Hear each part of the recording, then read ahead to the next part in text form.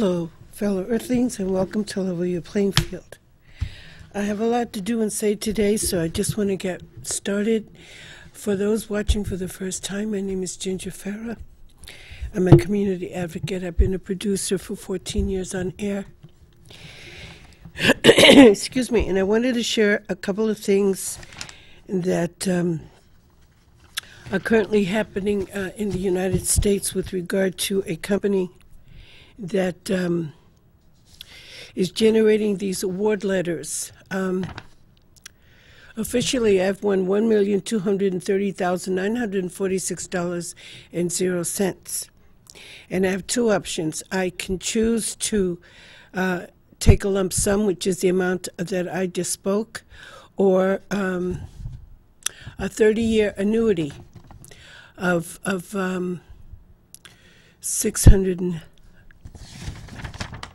$66,647. I called the Better Business Bureau of Kansas City, Kansas, because this is where this company has a mailing address. And there was some very negative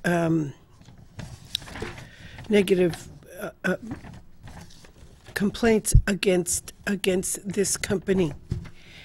And I spoke with the Better Business Bureau today before I came to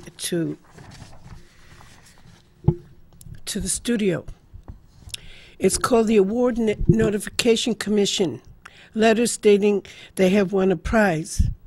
And some of the comments that have been sent to the complaints board in Kansas City is that it is a shame that in this economic crisis most of us are in, that people can get away with leading people to believe this kind of thing. Now, what they do is they want your bona fides. You know, even if they sent you a check, that check would have to go into a specific account. And of course, the check wouldn't clear because it's not a valid check. But in the meantime, they have all your personal information. And even for tax purposes, they might have your information, which means that they would have enough information about you as an identity to use it for other than positive, for the positive use of this alleged win.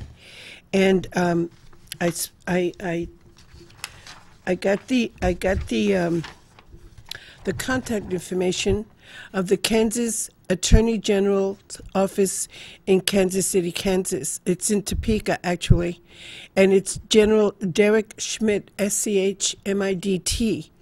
It's at 120 Southwest 10th Avenue, 2nd floor, Topeka, Kansas, 66612.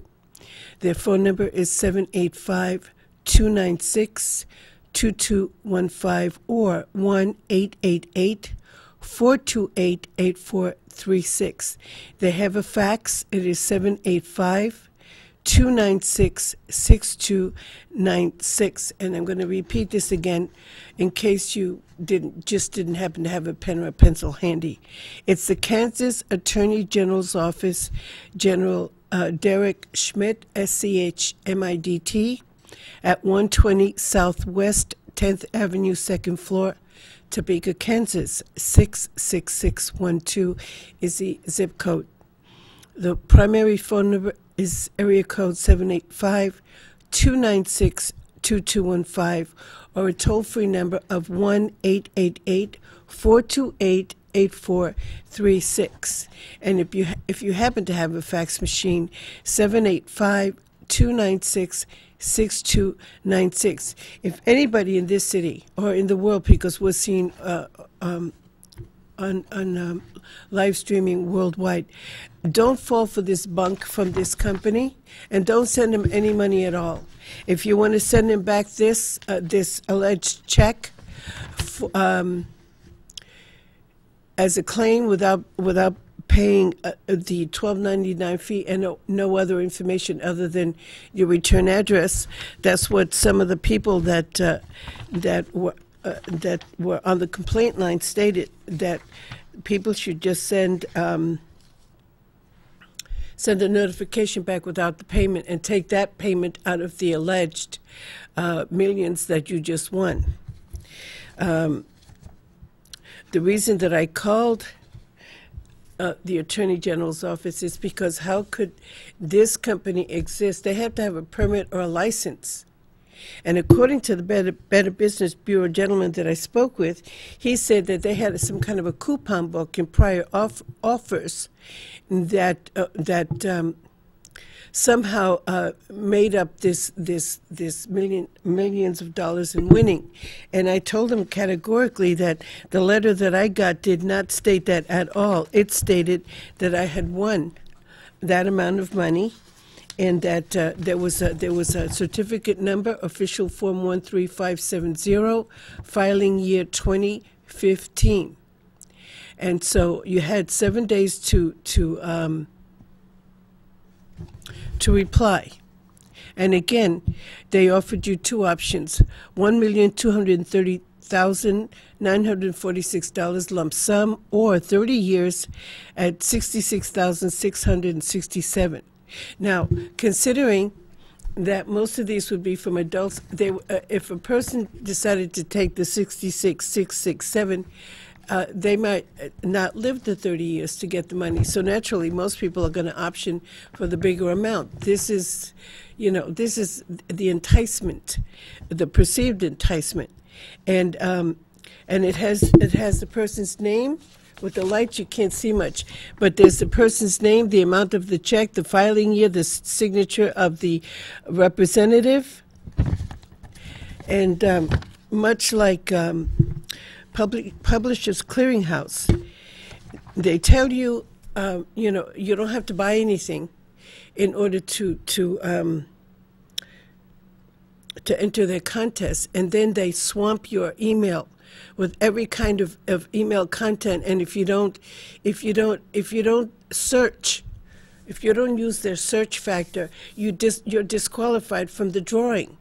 So it's just a bunch of baloney. But I just thought I would share that for people who might have gotten this thinking that they've finally hit the jackpot, and it's a scam. Now I have a clip about the Atlanta Public School editors that were found guilty in a cheating scandal. And the reason that I did this so much was because the comments of some of the people involved said that they felt pressured to meet federal and local testing standards, motivated by the promise of receiving bonuses or the threat of losing their jobs. So they were put between a rock and a hard place. And the thing that I didn't see here was who were the motivators and who were the ones that threatened these teachers if they didn't comply with this program to losing their jobs. So anytime you're ready, John. Well, it's being called one of the largest school cheating scandals in U.S. history. In Atlanta, 11 former teachers and school administrators have been convicted of racketeering and other charges for what prosecutors say was a conspiracy to ensure students passed standardized tests. The defendants allegedly changed students' answered and manipulated test scores. The verdict follows months of testimony from more than 150 students, parents, and other teachers about altered test scores, which led to some teachers receiving bonuses for improving overall results in the school district. Mark, prosecutors say that the victims in this case are really the children who are not going to be able to receive extra help because, according to their test scores, they didn't need it. Sure, and they're not getting the education that they deserve or that they need. They're kind of being passed along without having done the work necessary. Yeah. In total, 44 out of 56 schools were affected in this scandal. The jury handed down a verdict convicting all 11 of these teachers in what essentially sounded like, when you read these reports, sounded like something you'd hear out of a mob movie. Each of these teachers, if given the highest penalty, could receive 20 years in prison. Wow. Yeah, it's sentence, it's a big deal. Of course, it undermines the very nature of the educational system that that we sort of hold as a core value here. As a student, though, if you're a student and you're struggling and you get an easy grade, you're not complaining. Who's going to complain? Hey, they gave me too good of a grade. I don't have to study for a test. My teacher is going to, is going to take care of it for me. Right. And there are examples in this testimony that were pretty galling. In one case, a student testified that teachers instructed her to specifically change her answers on a test. There was a report from another witness, a colleague, a former teacher as well, who said that one of her colleagues had what she called cheating parties at her home, essentially instructing kids how to cheat on their tests when they got back to school. And the racketeering aspect of this here is that they had profit motives in mind, that they were getting cash bonuses for performance level. That's right, that's right. And this all came to light when local media began noticing increased test scores and overall improvements in exams in some of these schools, but they were happening at an exponential rate, and that really raised some eyebrows, which eventually compelled the governor to launch an investigation. The judge in this case spared almost no one. Like I said, it looked like something out of a mob movie. He did not grant bail to any of these teachers. Instead, they were immediately put in handcuffs. Here's what he said right after the verdict was read. The judge said, quote, "I don't like to send anybody to jail. It's not one of the things I get a kick out of. But they have made their bed and they are going to have to lie in it, and that starts today." And of course, the judge then ordered his bailiffs to put these teachers in cuffs and hauled them out of the courtroom. It was pretty dramatic. Well, I'm sure there are much higher level criminals that are walking around and without handcuffs and without being charged, who have milked the system of a lot of money too, that maybe they could consider going after. Yeah, a big win for the prosecution. The defense, on the other hand, says that he's appalled. He said, how can you send teachers to federal prison? How can you send them to prison, period? Do you think that in sentencing they're going to hand out these 20-year, possibly 20-year sentences? We'll have to wait and see. I guess we will. Well, we want to know what you think. Do you think that these teachers should be receiving such a heavy sentence? Do you think that this is dangerous to the educational system? Do you think that the kids here have suffered irreparable harm because they're not essentially receiving the remedial help that they need because their test scores, like we said they didn't need to?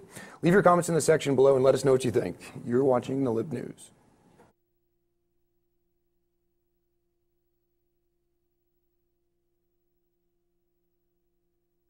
A very good point is brought up here by the other gentleman that the higher-ups that were part of this, because these teachers didn't do this on their own. This had to come from a higher level of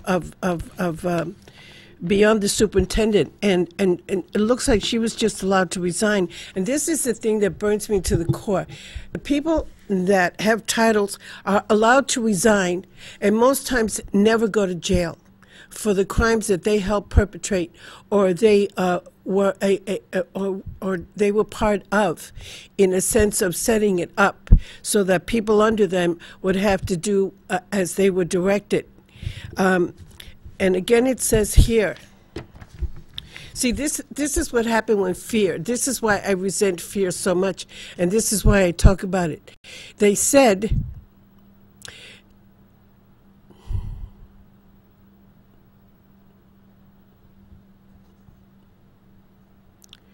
that there was a fear, that they were motivated by fear. In their report, investigators wrote that Hall created a culture of fear, intimidation, and retaliation that allowed cheating to go on for years. Now, the educators said pressure came from the supervisors, including former Superintendent Beverly Hall, and was driven by a desire to show improvement among students. This was more than a decade ago, and she died in March from breast cancer. Her lawyer had argued she was too sick to stand trial. The investigation started after the Atlanta Journal-Constitution newspaper questioned the substantial test improvements. At least 50 schools and 50,000 student districts were involved, according to the Associated Press. Among the educators on trial were 5 teachers and a principal.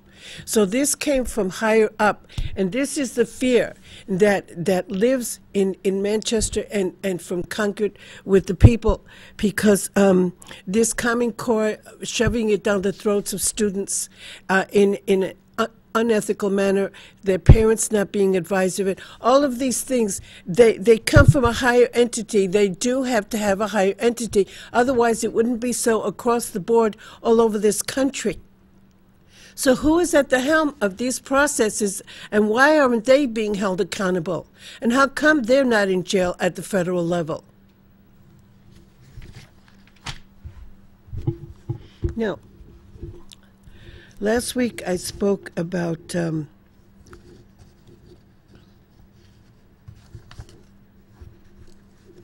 well, I speak all the time about indoor air quality and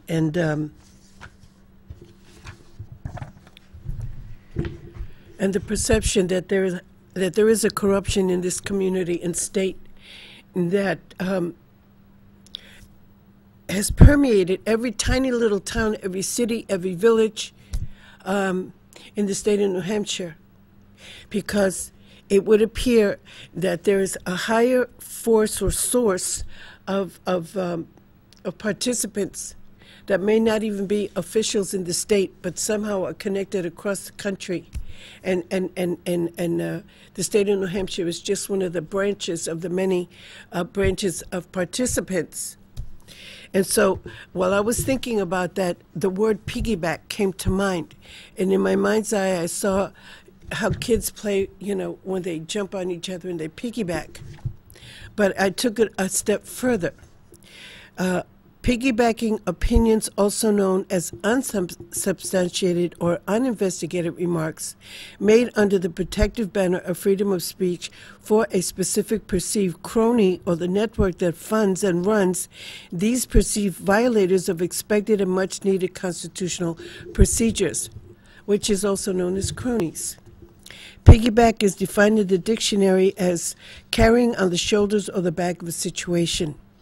So for my intent and purpose of this word, I use it to define a perception about the rule of law violated on a daily basis in the city and state by the perceived piggyback mindset of some officials who literally have a posse of piggybackers who continuously allow or appear to turn a blind eye and deaf ear to the pleas and need of corrective processing and investigation.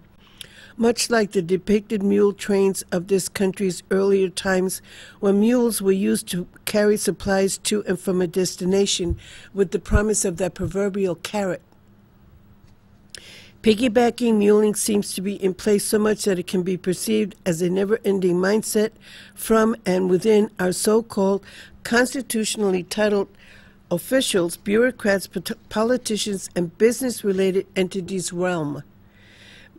Manchester is just a few feet away, figuratively speaking, from a ghetto type of section in this community.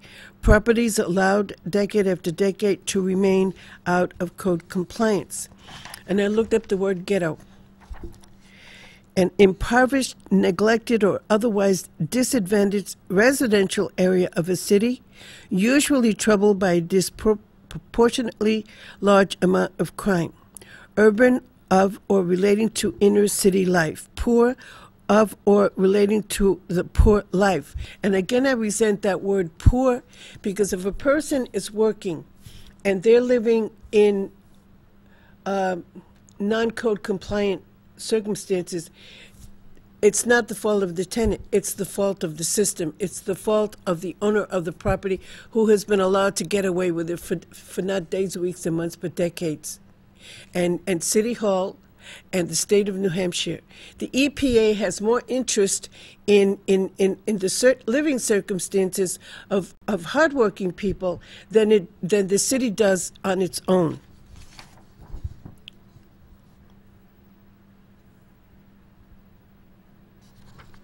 The only way that poor pertains is the poor quality of living in these badly maintained buildings. Slum landlords and ladies rewarded for their decades-long violation from insurance providers, City Hall's so-called inspection department, which to me is one of the cruelest jokes imposed on the tenants of this community, who are supposed to receive code-compliant protections, but rarely, if ever, receive it, and seemingly sanctioned by the powers that be, most especially if the property owner or owners operate outside the expected code-compliance rule of laws, who are cronies, childhood buddies, or relatives. Now, the EPA has a website. You can go to www.epa.gov and/or .org, and just put in the search bar indoor air pollution, and it gives you programs, it gives you contact sources, it gives you up-to-date information about what they're doing and how you can receive assistance from them if you need it. Creating healthy indoor environments in schools. Hollis, New Hampshire received over $150,000 in EPA funding to improve the indoor air quality. Now, mind you, this is in school, where your children go to school, where they attend classes for, 6 or 8 hours a day? Breathing in improper air quality.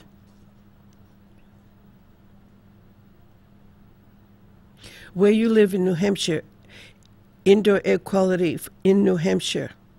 Contact information about your region, your state, or territory relating to indoor air quality issues. There was one here that I was very interested in that pertained to children's health, indoor air quality. This school district was honored. This was at Yosemite for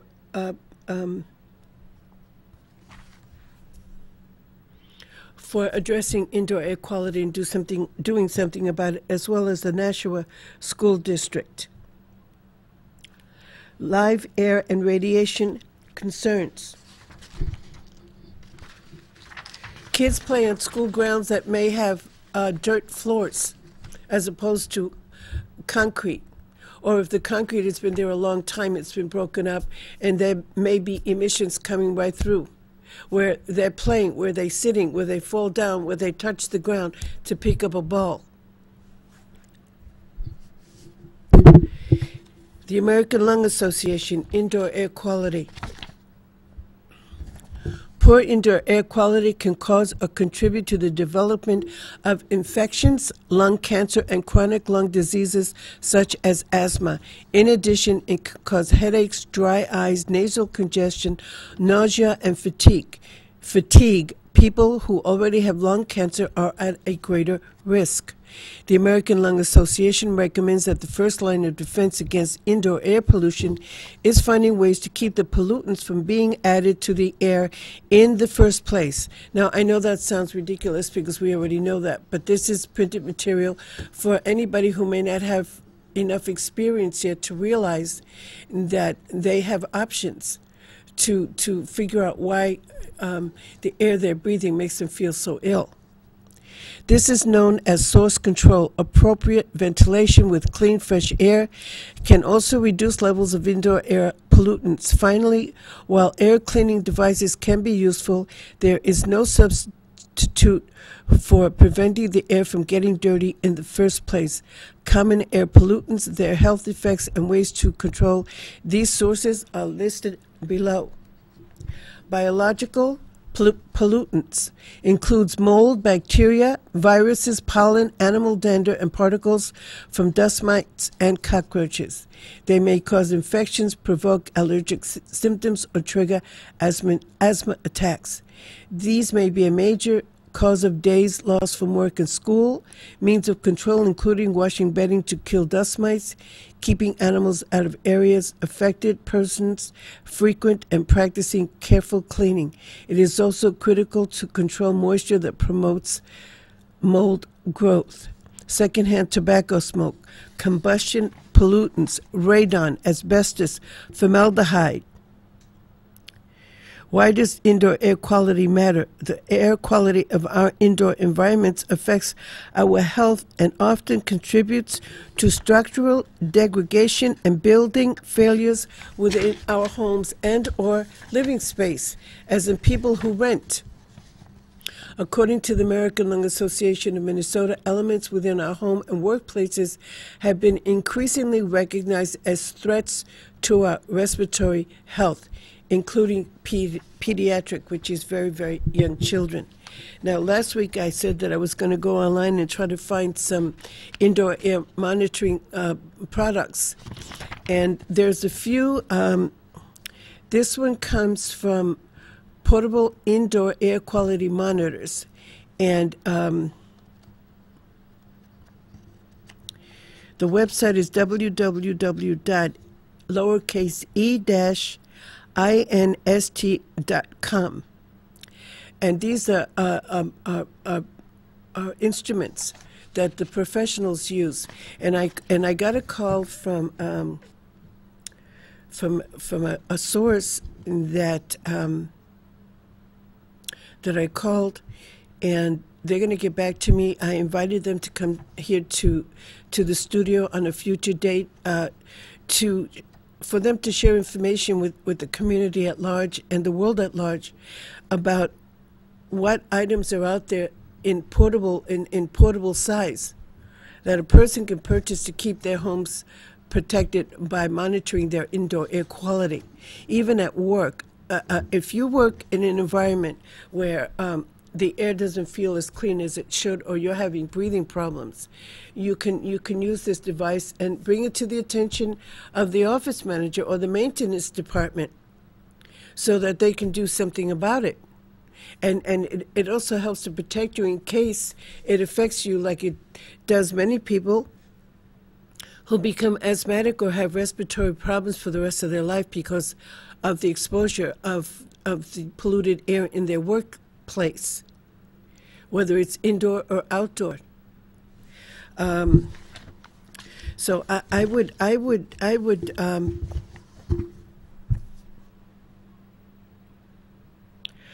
utilize every option at your disposal. If you don't have a computer, or if you know someone that has one, or a family member, or go to the library and see if you can get somebody to help you to look this up so that you can protect yourself and your children, most especially if you have really young children.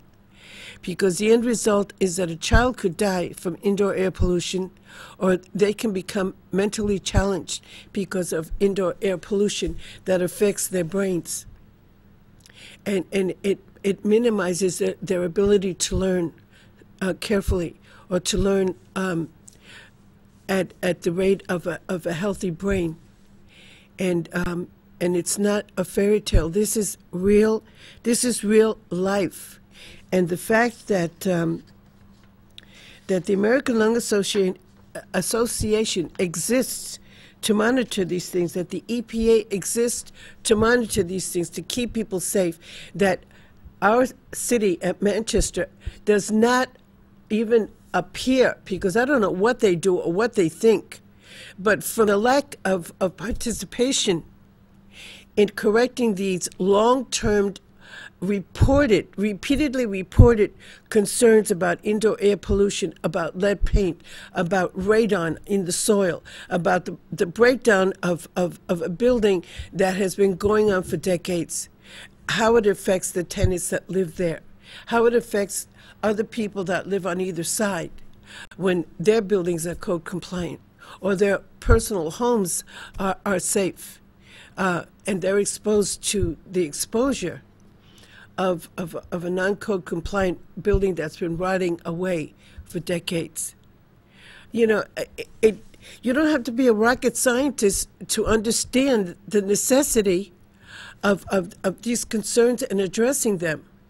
The fact that I went to the meeting on Tuesday night at City Hall, and the anger that Mayor Gatzis demonstrated to Glenn Ouellette once the session was over. He swore he was going to sue him for what Glenn had spoken to during his allowed 3-minute conversation. There's an agenda there that doesn't appear to fit with the expected constitutional processes that is the responsibility of the mayor of this city. It would appear that he has such a different agenda that it conflicts. It absolutely appears to conflict with his perception of what citizens in this community should get, as opposed to what they don't get, and as opposed to the fact that it appears to be so unconstitutional. It is a burden. Cruel and unusual punishment is a crime. It's in the Bill of Rights. And it would appear that Mr. Gatsis doesn't have any concept whatsoever, because he has never been forced to live under these circumstances. And again, this is not about poor or rich or whatever. When working class people rent an apartment where their families grow up, or they live there until their children are graduated, and they don't receive any kind of code compliance, and the city does not deem it necessary to enforce code compliance, what conjectures can a person come up with that these people that rent these apartments to hardworking working class citizens, and they're disabled when they accept federal funding to provide a code compliant living circumstance, are not entitled to get it? How do you justify that? And how long does it take? And how many bodies how many body count must there be before somebody finally has the nads to do what needs doing in this city? It certainly isn't Mayor Gatsis and his perceived piggyback crony posse that just lets him get away with it. They don't stand on their own, just like these teachers.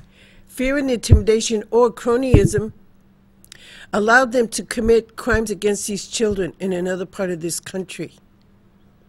And some of them were paid bonuses, and one even had a party at her home to teach children how to cheat on their tests. That's taking it way beyond. It would never even have occurred to me that something like that could go on, that a person who was supposed to teach children education could reduce it to such a greed need that she would provide cheat classes for students to pass, so that the funding could continue from whatever programs they were receiving funding from. And the higher-ups that let that happen in the first place, that introduced it into the school system, into the education system. And that's what appears to be going on here with the books, that we don't know how. The public does not know, the community does not know how the bidding was done, and who received it, and why were they the ones that were chosen, and who did the choosing. Now, if I'm wrong, I'll apologize, but I've been asking that question for months, on and off on my programs, and there's no transparency about these transactions, about who ends up with the bid, and how and why, and what quality are they going to provide if they were the lowest bidder, because they still have to make money. So what is the quality of the material, whether it's reading or the desks at school or whatever, where kids have to breathe in the invisible gases that these kind of furniture emit day after day, because it's the natural progression of things. They start to decay. and they have these invisible gases that are poisonous for human inhalation. And then if you're in a tiny little room somewhere, in an office or a building, doing your job, and there's no circulation, you can't open a window, so there's the vent above you is inadequate for the volume of poisonous air that's in your workspace. You could become affected. So these portable devices, if you've got a computer, just look it up and see if you can afford it. And if you can't afford it, see if your company would consider running air quality tests in the office. Do it on a weekend, and so that it doesn't interfere with the procedures that are required during the workday. Have weekend personnel come in and check the air quality, because some of these officials breathe the same air that they're working every day at City Hall. City Hall, you know, it's been modernized, but it still has invisible and unpalatable emissions from all of this updating, from materials that are mated or coated with chemicals to keep them from becoming soiled, to keep them pristine looking.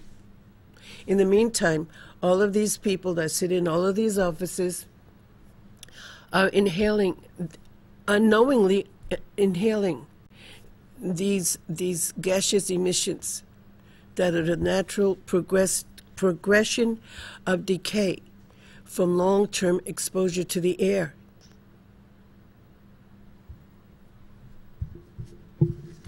Now, I received, a couple of weeks ago, information about an organization called ALEC, A-L-E-C, and I did a little bit of research, and it says, through the corporate-funded American Legislative Exchange Council, global corporations and state politicians vote behind closed doors to try to rewrite state laws that govern your rights. These so-called model bills reach into almost every area of American life and often directly benefit huge corporations. In Alex's own words, corporations have a voice and a vote. Now, there is a website, www.alecexposed.org, and it's ALECEXPOSED.org, all lowercase. And some people think that they're good guys, and some people think that they're bad guys. There's also, within New Hampshire, the Free State Project Watch. And it's called Granite State Progress, and it lists all of the members that are a part of this ALEC Exposed. And State House, districts, I don't know if I'll get a chance to read every single name, but I'm going to try.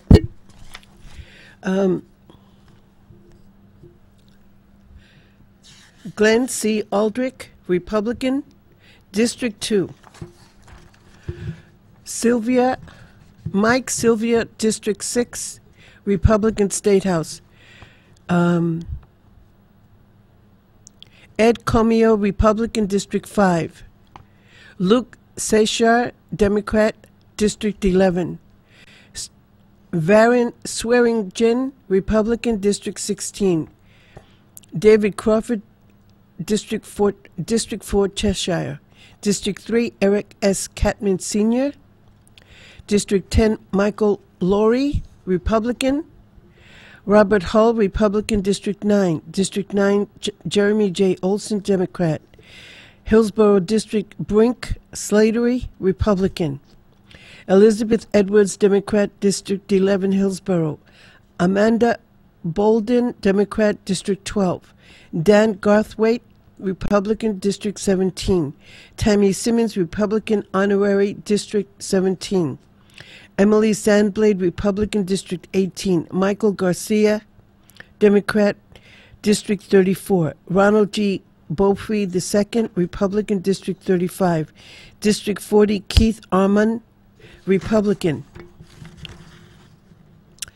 District Hillsborough 42, Philip Harris, Republican.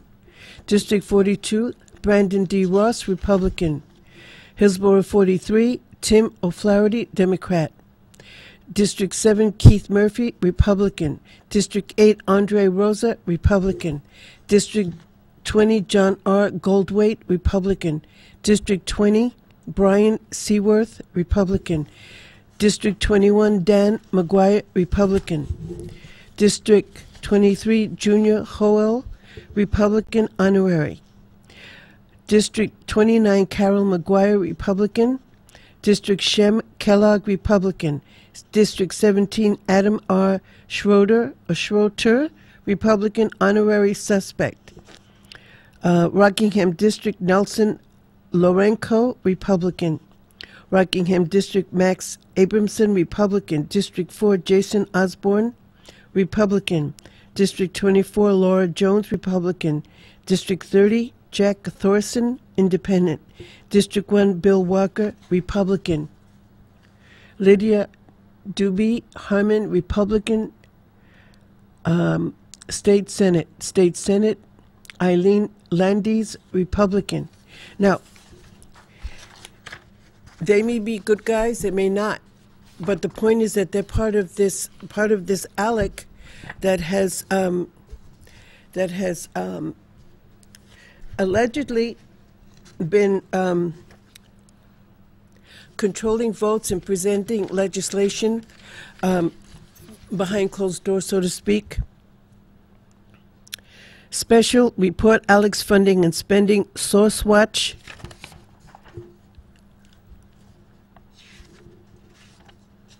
The Koch Connection. That ought to be something. This is from www.thenation.com /article /161973, the Koch Connection. And that's one of the ones I'm going to print out for next week. But if you go to this website, this was 11 pages of information for me, which I cannot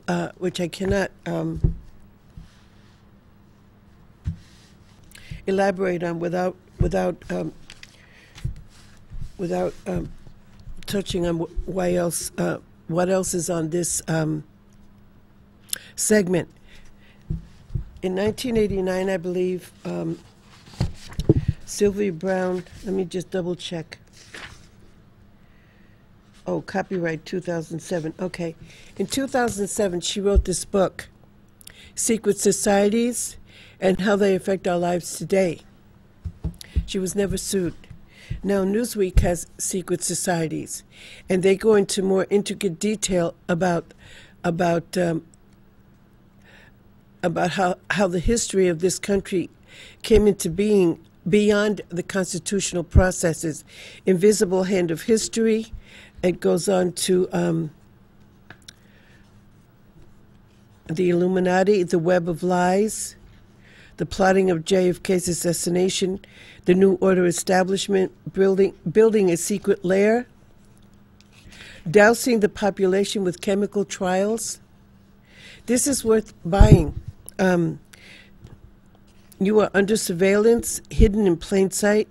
They talk about the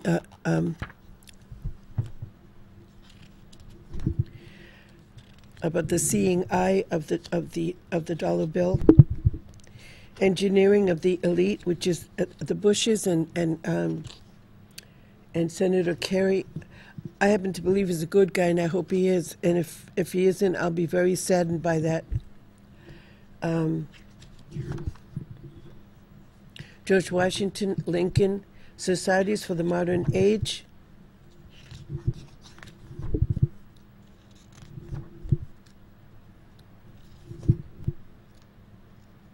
There's a place The Bilderberg Group has spent the last 6 decades bringing the world's most powerful people together behind closed doors. And this is in Switzerland.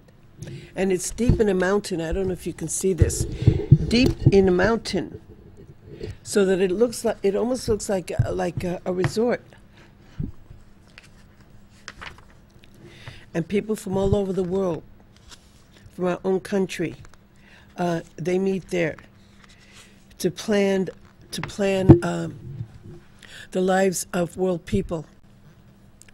La Cosa Nostra.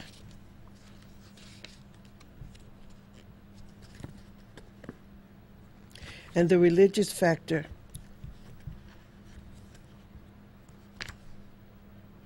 If people would just stop to realize that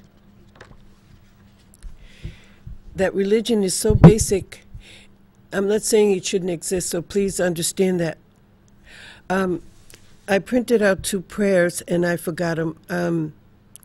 The one about from A to Z, the Dalai Lama, and the Native Americans' 10 Commandments. And the wording is almost so similar that you have to stop to consider that these sayings were from 2 totally different parts of the planet. And yet the basic concept is just don't do anything to anyone that you wouldn't want done to yourself. That basic premise it should be the foundation of anyone's life, whether they believe in God or not. That you don't do anything to anybody that you wouldn't want done to yourself. But when you give yourself that permission, that sense of entitlement, that somehow you are better than they and they don't deserve any consideration, there's where the problem lies. And that is what has been the existence in our country since 1492, before it became our country. When Columbus landed on the northern continent, and he brought all of that sick mentality with him, that anybody else that got in the way was expendable,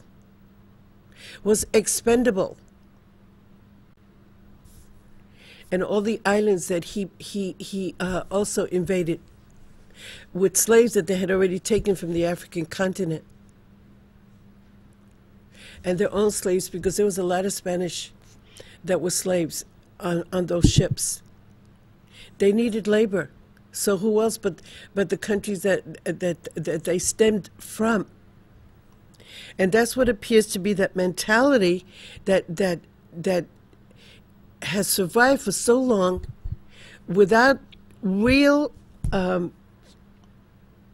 corrective procedures exercised in the long term, so that the American people on American soil in a constitutional country can feel that the rules of law really are enforced and working. The hate factor here is so pervasive that every day you read something. Somebody's run somebody down, somebody shot somebody burned somebody's house down because they were people of color or an unacceptable neighbor in their neighborhood. Of slum landlordism on such a grand scale that these people should have been in jail 100 years ago. And I don't think I've ever heard of any landlord going to jail for causing the death of the tenants whose buildings were so acutely out of code compliance that it burned down to the ground, or the people suffocated from carbon monoxide poisoning, or they fell out a window because the window was so rotted that their children literally fell out the window. This is the country that we're living in right now, ladies and gentlemen. And it would appear that another election is here. And in the state of New Hampshire, Barbara Hagan, graciously, when she was a state rep, to Ginger from Barbara Hagan, 5/1805. She sent me a copy, over 200 years of constitutional government, 2001 to 2003. And so It says, voting rights check government power. All men are born equally free and independent. New Hampshire Constitution, Part 1, Article 1. Through amendment in 1974, the Constitution has come to state this principle even more clearly. Equality of rights under the law shall not be denied or abridged by the state on account of race, creed, color, sex, or national origin. New Hampshire Constitution, Part 1, Article 2. Now let's see what else I marked here. You know, it's like trying to teach a child to be good. And then he has to step into the world, and from the minute he gets on a school bus or gets into school, he or she are bullied and tortured. How does a child stay cognizant of being a good kid when they're bullied all the time? Where is the protection factor in these expected constitutional provisos? How come nobody's doing anything about it? Separation of powers keeps government in check. In the government of this state, the three essential powers thereof, to wit, the legislative, executive, and judicial, ought to be kept as separate from and independent of each other as the nature of free government will admit, or as is consistent with that chain of connection that binds the whole fabric of the Constitution in one indissoluble bond of unity and amity. New Hampshire Constitution, Part 1, Article 37.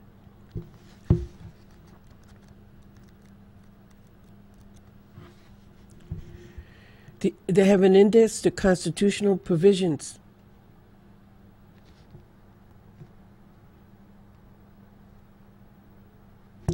And the bottom line is that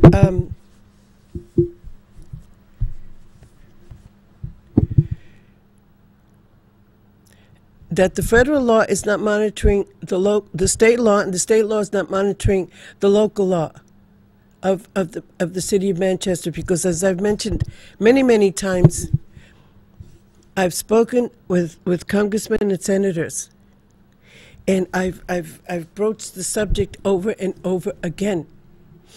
Not only about workers' compensation fraud, but the trickle-down factor that affects that human being and all taxpayers once a fraud has been perpetrated and they're denied their rightful workers' compensation claim.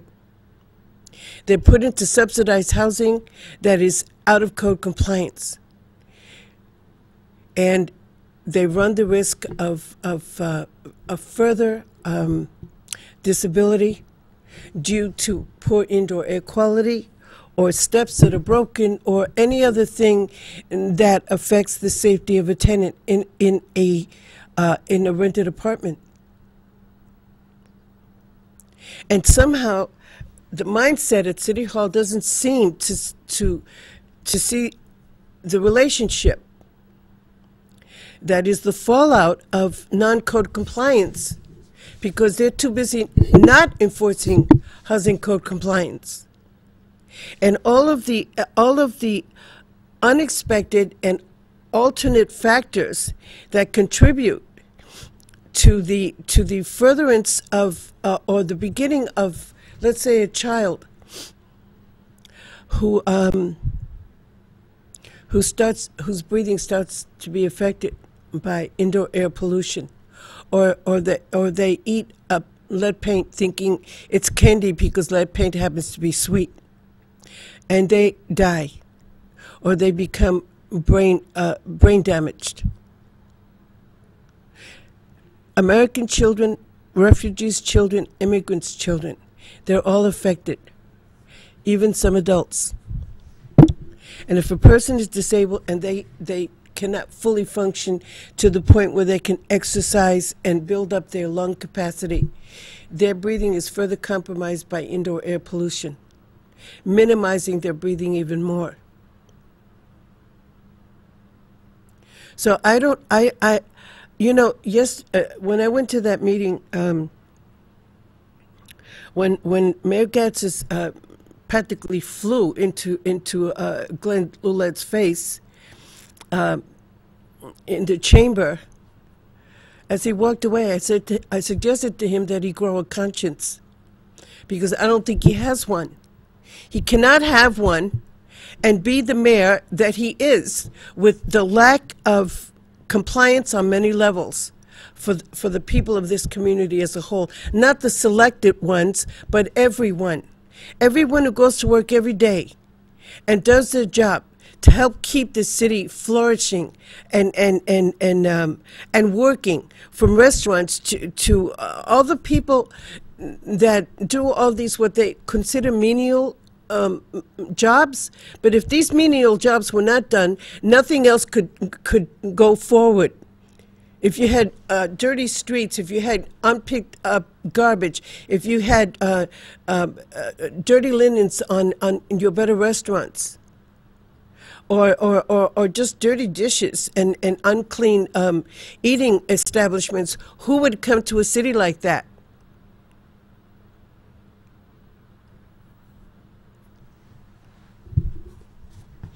As usual, the time gets away from me, and I don't get to cover everything that I wanted to cover.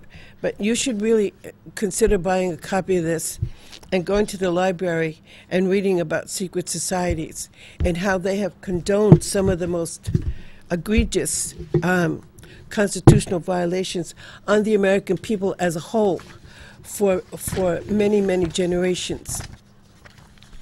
And this Alec Exposed may be a good person, may be a good agency or not. Some people say it's not. Some people say it's okay. But you just have to wonder, who is funding all of these politicians? And, you know, why do they need that kind of money? And how much of their constitutional soul are they willing to sell to be accepted in this circle of perceived criminality, constitutional criminality? So please remember, ladies and gentlemen, that freedom isn't free. And so long until next time.